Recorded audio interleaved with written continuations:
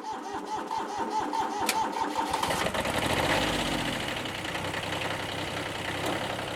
have a little bit of fun.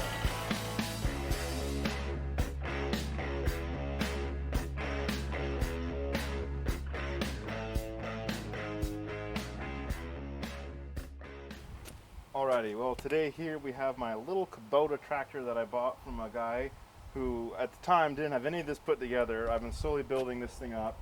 So this is the Kubota ZB1502. Okay, now before everybody loses their ever-loving mind over this, the Z simply represents the Zenno Corporation that originally bought this tractor. It's basically a co-op. It'll set back up in Japan in 1948, and they basically bought stuff in bulk, and then they can sell it to the farmers for a discounted price because they bought so much all at once. Farmers would pay in a fee so much, and there you go, buying in bulk. So that's what the Z represents. It has nothing to do with the tractor. It's still the same thing as all the other ones out there. It simply was bought with that corporation. It's still going to be a B1502 Kubota tractor. Everything's going to be the exact same in it, except for the fact that this one was bought by that corporation at that time when it was sold. It's got a 0.9 liter 3-cylinder diesel engine in it. Very cute little thing. So basically he had all these parts for it. He had the front end loader portion, he had the backhoe portion. I ended up buying that bucket, got it from Scrapyard for pretty cheap, $100, something like that. I don't remember exactly what I paid for it. I don't remember exactly what I paid for the tractor as a whole. It wasn't terrible. But it definitely has a lot of work going into it. I've got to basically fabricate all the points or the connecting points to the tractor up myself. I currently have the actual front portion of this welded up in place right now. Kind of. I got to do a little more support, so I want to make sure everything's good. But it currently is there. The next portion is going to be mounting the backhoe portion to it up on the tractor. The next thing we have to do is get the middle point attached to the tractor itself. So once I get this thing up where I want it to be level, then I have to take these points and find somewhere on the tractor to actually mount them to. So it's got a little more work to go on it till it's completely done. I got to mount the PTO pump off the PTO for the backhoe portion. I got to figure out a good spot to put that as well. So this is just another one of those projects that's been kind of sitting around. We're slowly working on it, getting one step done at a time. Get a little bit here, a little bit there whenever we get the chance amongst all the other projects we've got going on. But this one currently at least runs. It just currently really doesn't do a whole lot of work as far as what I can use it for. So other than just driving it around and having fun with it. It does have 4-wheel drive, so that's kind of nice. The tires are very knobby as far as like how much you would predict. If you picture a tractor, these ones have a lot more tread to them than what you normally think one would come with. It's kind of weird, but it'll definitely help down south. We got property down south that we've been working on, very sandy. So I think these will help be able to at least not get stuck when we're out there. So hopefully this one gets going here not too much longer. It'd be nice to get some work done out down south some point during the summer, but we got quite a few projects lining up with it, so we'll see what we can get done. So basically the audio for this was really crappy, so I decided to just do a voiceover for this portion. So as you can see, here's the 0.9 liter diesel engine, 3-cylinder. On the right there, as I zoom in here in a second, you can see the compression kill switch, was basically makes it so there's no compression when you're cranking it over. It allows for easier starting. Once you warm up the glow plugs, helps to get it cranking, especially when it's cold out.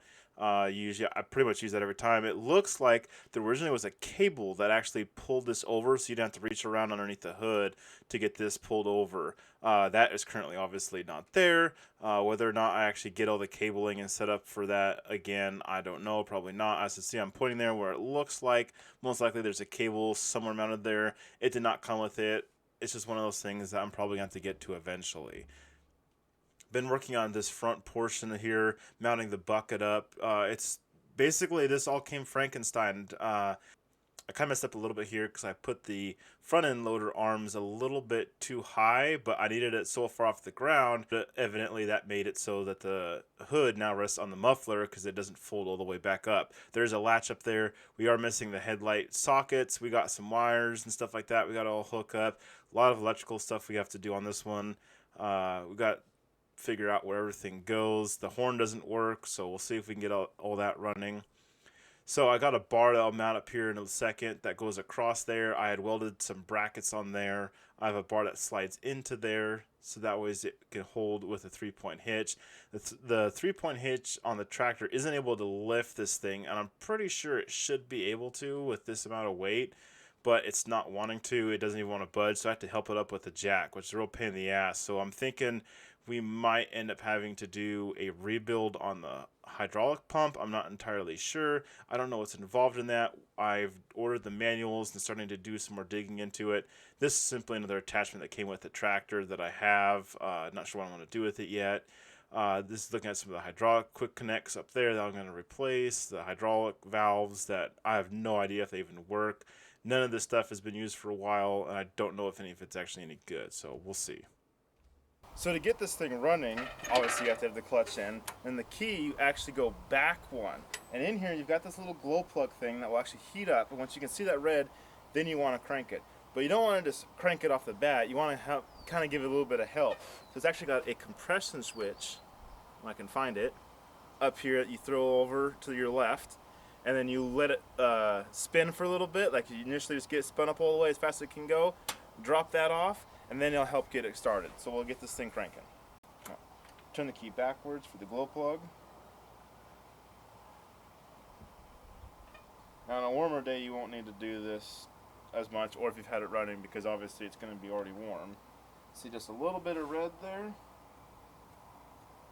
There we go. Now she's starting to get cherry red. Pull the compression release and fire.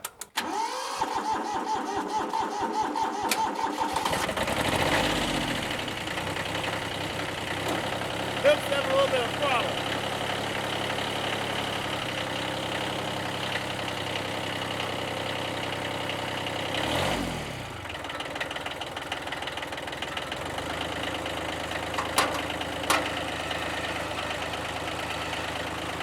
Runs pretty smooth.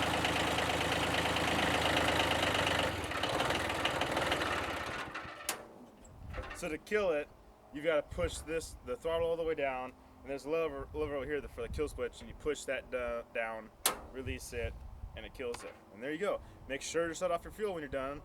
It's got a little, on the right hand side, it's got a fuel bowl and a shut off right there. You want to make sure you shut that off. Pretty cool little tractor. Runs really smooth. I really like it. Hopefully we can get the rest of this put together here pretty soon so we can keep driving around, and start using it for yard projects. Alrighty. Well, we got our bar here. We're gonna try and get this mounted up at least on the back of this so we can move this around. We got a lot of projects trying to move stuff out of the way. So we're gonna get this mounted up so we can move it for the time being, and then we'll slowly work on getting the front of it mounted in the right spot. That way is when we get the PTO hooked up, hydraulic lines all fixed, we can actually start using this thing and moving it around.